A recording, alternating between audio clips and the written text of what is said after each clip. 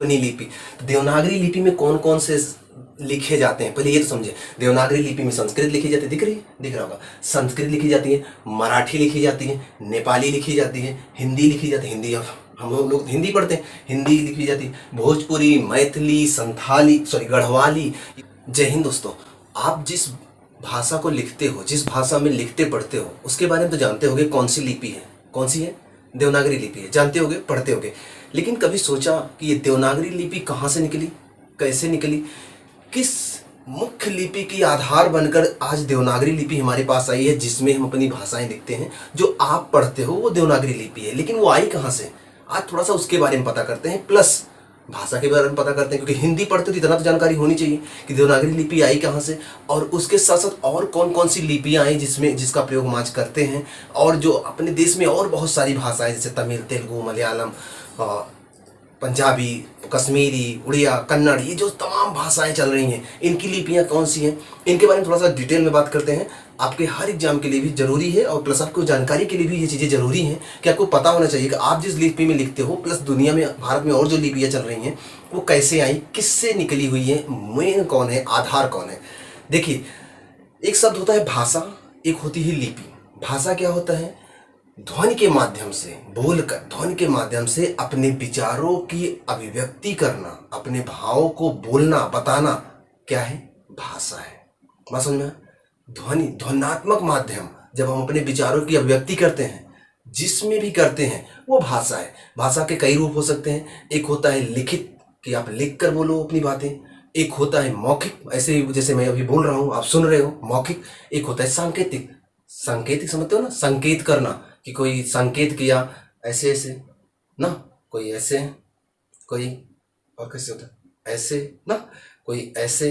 तो कोई भी संकेत जब होता है तो एक उससे भी निकलता है, लेकिन सांकेतिक भाषा से क्लियर नहीं होता। कि सांकेतिक भाषा में समझने वाला कुछ भी समझ सकता है।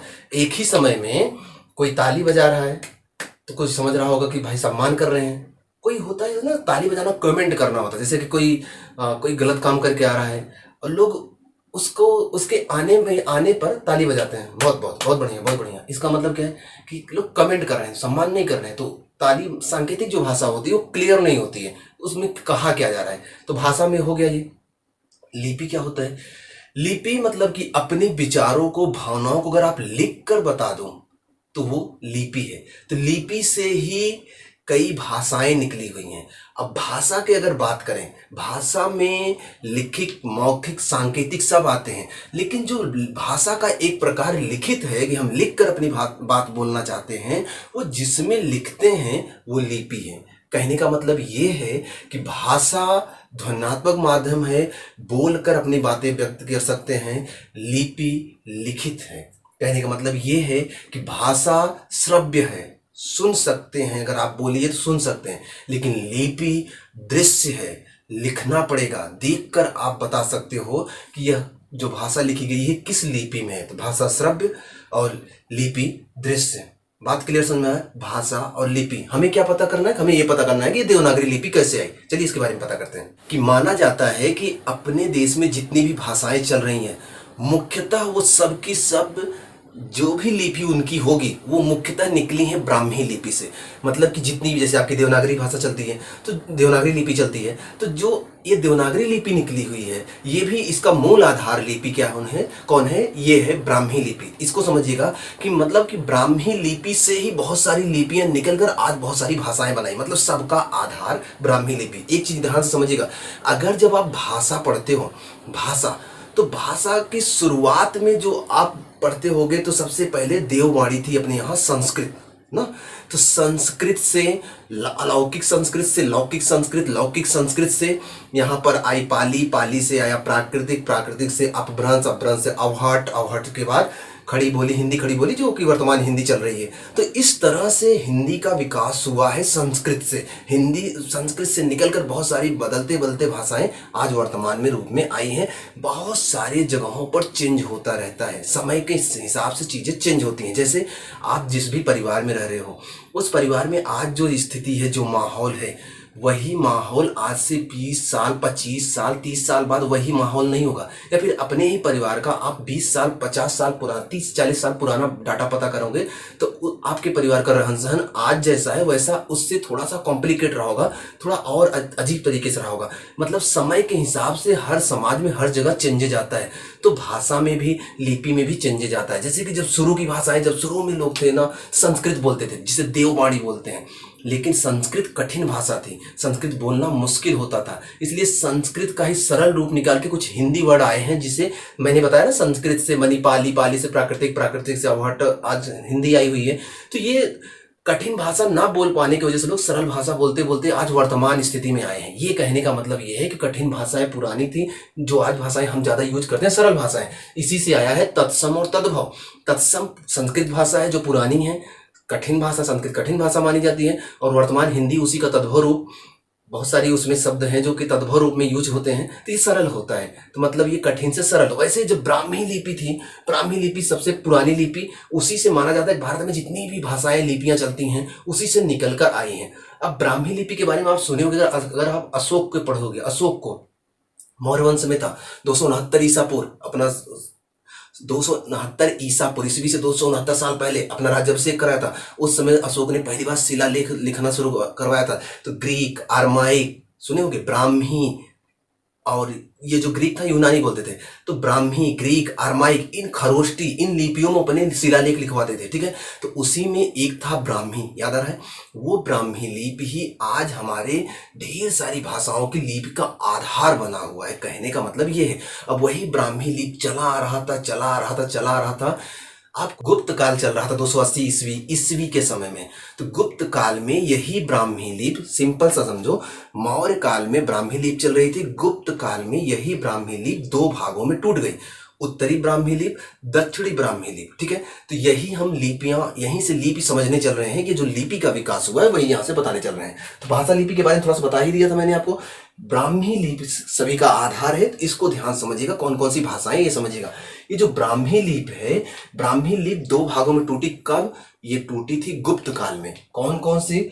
उत्तरी ब्राह्मी लिपि और दक्षिणी ब्राह्मी लिपि। भारत के मैप में उत्तर साइड में ऊपर की तरफ, मतलब कि मध्य प्रदेश के ऊपर जाएंगे तो उत्तरी ब्राह्मी लिपि, मध्य प्रदेश के, मध्य प्रदेश भारत के मध्य में पड़ता है, उसके नीचे जाएंगे तो दक्षिणी ब्राह्मी लिपि। बात समझ में आया? तो ऊपर की तरफ उत्तरी ब्राह्मी लिपि, नीचे की तरफ दक्षिणी ब्राह्मी लिपि। तो गुप्त काल में टूटा ये, गुप्त काल, ठीक है। गुप्त काल में टूटा दो भागों में, उत्तरी ब्राह्मी लिपि, दक्षिणी ब्राह्मी लिपि। अब जो उत्तरी ब्राह्मी लिपि था ना, उसे कई नामों से जानते हैं, जैसे कि कुटिल लिपि बोलते हैं, ठीक है, यहां लिखा गया, देख लीजिए।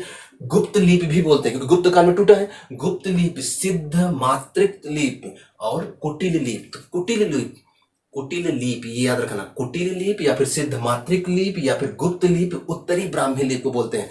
ब्राह्मी लिपि अपने भारत में लगभग जितनी भाषाएं चल रही, लगभग सभी की वो जननी है, सभी लिपियों की जननी है। तो ब्राह्मी लिपि मुख्य है। ब्राह्मी लिपि दो भागों में टूटा, उत्तरी ब्राह्मी लिपि, दक्षिणी ब्राह्मी लिपि। उत्तरी ब्राह्मी लिपि में को कई नामों से जानते हैं, गुप्त लिपि, सिद्ध मात्रिक लिपि और कुटिल लिपि। और जो दक्षिणी ब्राह्मी लिपि है, ये वाली दक्षिणी ब्राह्मी लिपि दक्षिण भारत में चलती है।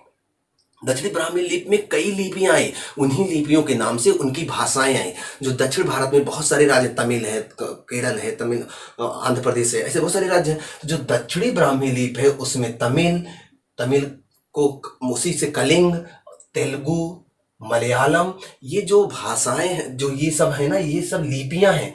मलयालम, तेलुगु, तमिल, ये सब लिपियां हैं। इन्हीं के नाम पर इनकी बहुत सारी भाषाएं चलती हैं। जैसे जो तमिल है ना, तमिल लिपि है, तमिल लिपि में भी तमिल भाषा एक चलती है। इसके अलावा तमिल लिपि में बहुत सारी भाषाएं और भी हैं, जैसे कि इरुला, पनिया, बडगा, ये सब भाषाएं। इरुला एक जनजाति भी तमिलनाडु में है। एक मूवी आई थी, अगर आपको याद होगा, जय भीम करके, इरुला जनजातियों पर बनाई गई थी, जिसमें हैवियस कार्पस या बंदी प्रत्यक्षीकरण के बारे में कहानी पूरी थी। अगर आप देखोगे जानते होगे, ठीक है। तो इरुला जनजाति पर वो कहानी पूरी बेस्ड थी। तो इरुला अब एक भाषा है, किससे निकली है? तमिल लिपि से। पनिया एक भाषा है, किससे निकली है? तमिल लिपि से। बडगा एक भाषा है, किससे निकली है? तमिल लिपि से। और तमिल भी एक भाषा है जो निकली है तमिल लिपि से। बात समझ में? कहाँ, किसमें है? दक्षिणी ब्राह्मी से निकली है। दक्षिणी ब्राह्मी में का ही एक रूप है कलिंग, और एक तेलुगु भाषा आप जानते होंगे, और एक मलयालम भाषा जो कि केरल में बोली जाती है। तो वो किससे है? दक्षिणी ब्राह्मी लिपि से। अब जैसे मलयालम भाषा की बात करें ना, तो अगर कभी दिमाग में आए कितने स्वर व्यंजन मलयालम में होंगे, तो 53 अक्षर हैं उसमें।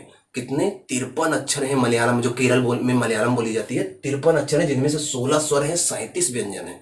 ठीक है, अपने यहाँ तो पता है ना, हिंदी में, हिंदी पढ़े होगे, उसका तो जानते होगे। तो ये इतना है। इसके अलावा जो तमिल है, तमिल में भी ना 12 स्वर हैं, 18 व्यंजन है, फिर इनको मिला मिला के कई अक्षर बनाए गए हैं। कुल 216 अक्षर हैं। वैसे तो और भी बहुत सारे अक्षर मिलाकर कुछ अक्षर अमानक हैं या फिर जोड़ जोड़ के बनाए गए, उनको मिलाए 247 अक्षर हैं। वैसे मुख्य रूप से 216 अक्षर हैं तमिल में। तमिल भाषा तो आप देखे होगे, चित्र में यहाँ दिख भी रहा होगा। ठीक है, आपको चित्र में दिखेगा सब। तो ये दक्षिणी ब्राह्मी लिपि और ये उत्तरी ब्राह्मी लिपि। तो दक्षिणी ब्राह्मी लिपि से कौन कौन भाषाएं चल रही हैं पता है आपको? दक्षिण भारत में जो भाषाएं चल रही हैं मुख्यतः वो हैं। उत्तरी ब्राह्मी लिपि में चलते हैं। उत्तरी ब्राह्मी लिपि का नाम था गुप्त लिपि, सिद्ध मातृका लिपि या फिर कुटिल लिपि। ये था उत्तरी ब्राह्मी लिपि। 2 भागों में टूटी। उत्तरी ब्राह्मी लिपि में हम लोग उत्तर प्रदेश में है ना, उत्तर भारत, ऊपरी भारत में है। तो यहाँ की जो ब्राह्मी लिपि थी, ये 2 भागों में टूटी। एक बनी शारदा लिपि, एक बनी नागरी लिपि। ध्यान समझिएगा, एक बनी शारदा लिपि, एक बनी नागरी लिपि। अब शारदा लिपि और नागरी लिपि, यहीं से समझिएगा ध्यान से, शारदा लिपि और नागरी लिपि। शारदा लिपि से जो लिपियां विकसित हुई, मैंने एक बात आपको बताया, जो परिवार का रहन सहन, जो माहौल आज है, वो 10 साल बाद नहीं हुआ, कुछ चेंज हो जाएगा। तो जो ब्राह्मी लिपि था, उसका प्रयोग बार बार होते होते कुछ उसमें चेंज हो गया, और चेंज होकर नई नई लिपियां विकसित हुई। कहने का मतलब ये है। तो ब्राह्मी लिपि 2 भागों में टूटी, उत्तरी दक्षिणी। उत्तरी ब्राह्मी लिपि भी 2 भागों में टूटी, शारदा लिपि, नागरी लिपि। शारदा लिपि के अंतर्गत कौन कौन सी लिपियां आती हैं? गुरुमुखी लिपि आती है, कश्मीरी लिपि आती है, लहंदा लिपि आती है। आपको चित्र में सब दिख रहा होगा। लहंदा लिपि आती है और टाकरी लिपि आती है। अब ये एक बात समझिएगा, जो गुरमुखी लिपि है, ये गुरमुखी लिपि, इसी में अपनी पंजाबी लिखी जाती है। जो पंजाब में पंजाबी लिखते हैं लोग ना, वो गुरमुखी लिपि में लिखते हैं। उसमें भी जानते 3 स्वर 32 व्यंजन है, उन्हीं को मिलाकर सारे अक्षर बनाए गए हैं। 3 स्वर 32 व्यंजन है गुरमुखी लिपि में, पंजाबी इसी में लिखी जाती है।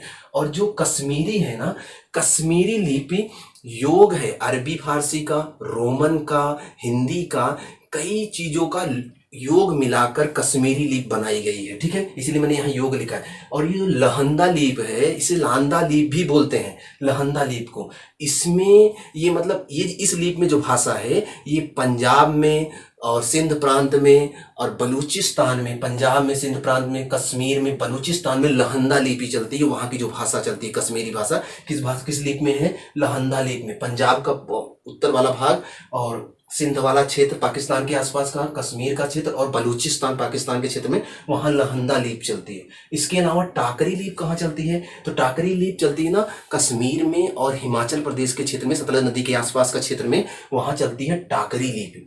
ठीक है, तो इसमें आपको सब चित्र में अलग अलग इन लिपियों के बारे में दिखाया जा रहा होगा। तो आप ये जान लीजिए कि ये सब शारदा लिपि के अंतर्गत है। जो कश्मीर में या फिर जो पंजाबी बोली जाती है, ये सब शारदा लिपि में आती है। क्लियर? अब ये उत्तरी ब्राह्मी लिपि है, 2 भागों में टूटी, शारदा लिपि और नागरी लिपि। अब जो नागरी लिपि है, नागरी लिपि भी 2 भागों में टूटी। ध्यान समझिएगा, नागरी लिपि 2 भागों में टूटी, एक पश्चिमी शाखा, एक पूर्वी शाखा। भारत का मैप अगर आपको याद हो, ध्यान से देखिए, इधर दिख रहा है, देखिए इधर, ये ऐसे भारत का मैप बनेगा।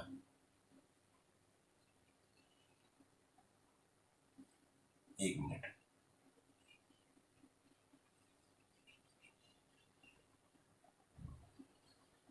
याद है?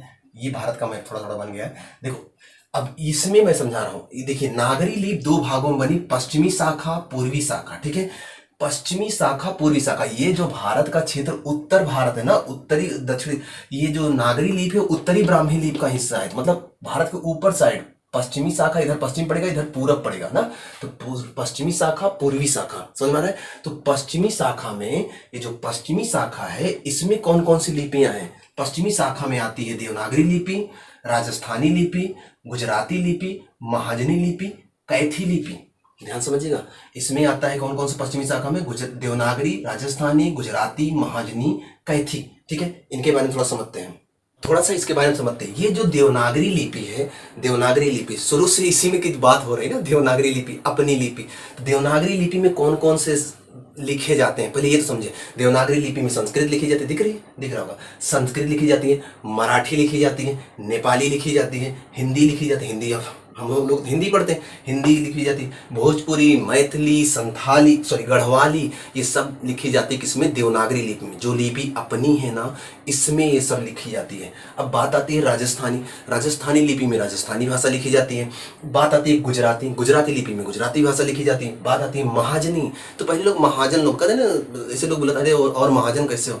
महाजन जो पढ़े लिखे बड़े लोग होते हैं, साहूकार टाइप के लोग होते हैं, तो वो अपनी एक अलग सी भाषा चलाते थे, तो वो महाजनी लिपि थी। एक कैथी लिपि चलती थी, कायस्थ लिखा पढ़ी करने वाले जो वर्ग होते थे, वो कैथी लिपि में, जैसे आजकल देखते हो ना रखे जाते हैं टाइपराइटर में टाइप करने वाले, या फिर शॉर्ट हैंड जो शॉर्ट हैंड करते हैं, वो अपनी शॉर्ट हैंड का अलग से लिपि चलती है, उसी लिपि में उसको शॉर्ट हैंड में टाइप करते हैं, छोटे छोटे शब्दों में बड़ी बड़ी बातें लिख देते हैं। तो वैसे ही कायस्थ जो वर्ग था, वो कायस्थी लिपि, कैथी लिपि बोलते थे, वो भी अपने तरीके की लिपि विकसित किए थे। उसमें वो अपनी भाषा, अपने बारे में अपने पूरा डेटा लिखते थे, तो वो कैथी लिपि चलती थी। कहाँ चलती थी ये?